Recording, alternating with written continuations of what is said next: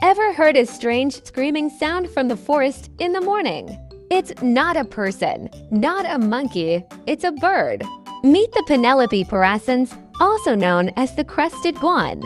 This unique bird from Central America has an insanely loud call that can be heard from hundreds of meters away. Every morning, they scream to mark their territory and call their mates. It's like nature's own alarm clock.